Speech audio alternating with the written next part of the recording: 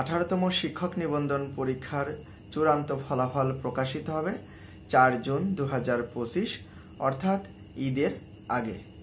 এমন একটি খবর ছড়িয়েছে ফেসবুকের বিভিন্ন খোলা পেজের মধ্যে, যেখানে সুন্দরভাবে লিখে দেওয়া হয়েছে 18তম শিক্ষক নিবন্ধনের চূড়ান্ত ফলাফল প্রকাশিত হবে 4 জুন অর্থাৎ কোরবানির ঈদের সর্বশেষ কর্মদিবসের দিনে। এবং আমরা সকলেই জানি যে 18তম শিক্ষক নিবন্ধনের ভাইবা সর্বশেষ দিন ছিল 29 মে এবং পত্রিকার কোনো নিউজে আসেনি, শুধু ফেসবুকের বিভিন্ন পাতার মধ্যে এটা প্রকাশিত হয়েছে। সবাই এমনভাবে মন্তব্য করেছেন যেন 4 জুনে এটা প্রকাশিত হবে। 29 মে সর্বশেষ নিবন্ধন পরীক্ষা চূড়ান্ত 18তম নিবন্ধনের ভাইবা পরীক্ষা অনুষ্ঠিত হয়েছে এবং 29 মের পরে 4 জুন মাঝে হচ্ছে মাত্র 5 দিন। এর মধ্যে রয়েছে শুক্র শনি 2 দিন সরকারি ছুটি। তাহলে কি করে 4 জুন কোরবানির ঈদের আগে 18তম শিক্ষক নিবন্ধনের ফলাফল প্রকাশিত হতে পারে, এটা আমার বোধগম্য হয় না। কারণ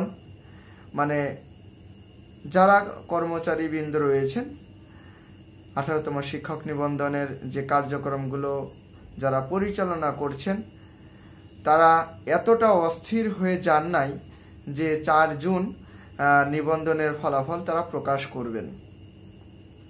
প্রকাশ যদি করে থাকেন আলহামদুলিল্লাহ ভালো, কিন্তু না প্রকাশ করার সম্ভাবনাটাই অনেক বেশি। তার অনেকগুলো রিজন আছে।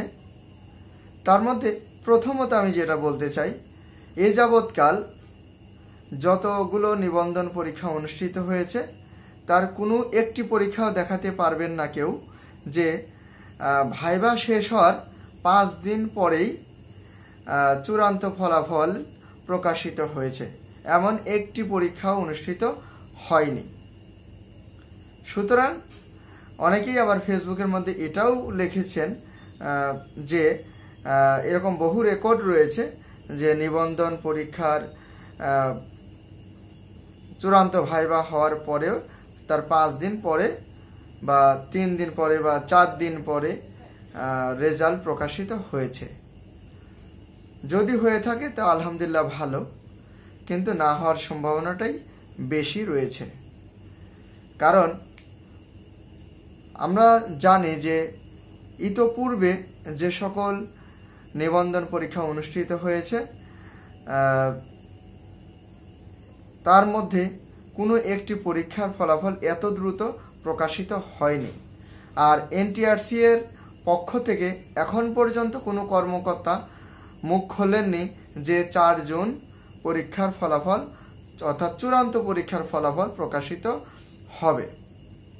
শুধু ফেসবুকের বিভিন্ন পেজ থেকে এই গুজবটা ছড়ানো হয়েছে যে 4 জুন নিবন্ধন পরীক্ষার চূড়ান্ত ফলাফল প্রকাশিত হবে।